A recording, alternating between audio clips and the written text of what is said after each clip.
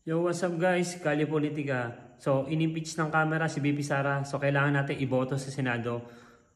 Solid PDP laban, pati mga kalyado ni Pangulong Duterte, yung mga in-endorse niya. So, ipa-flash ko yung mga picture ng mga senator, running for senator. So, isave nyo itong video, i-favorite nyo sa TikTok or i-share nyo para pagdating ng eleksyon, meron na kayong listahan ng mga iboboto nyo sa Senado. No, solid PDP laban tapos in-endorso ni Pangulong Duterte. Tapos meron akong former senator na i-endorso. Hindi siya nasa admin, wala siya sa BB admin slate. Tapos kinakalaban siya ng mga dilawan dati. So makikita niyo. So panoorin niyo yung video. Eto na tayo guys.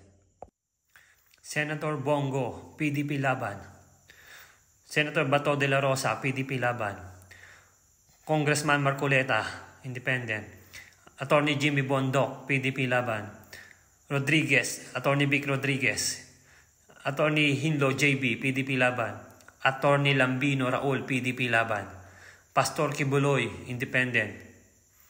Doc Willie Ong, Philip Salvador, PDP laban. Gringo Honasan.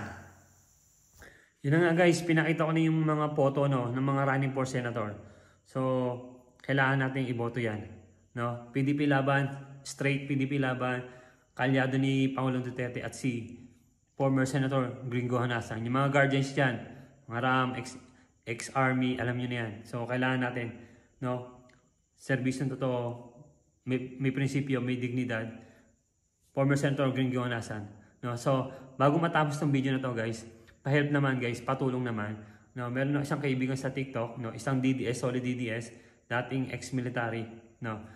Si Supremo TV. Guys, pa-like ng TikTok niya, pa-follow, and then pa-subscribe sa YouTube channel niya. So, Kali Politika, peace yo!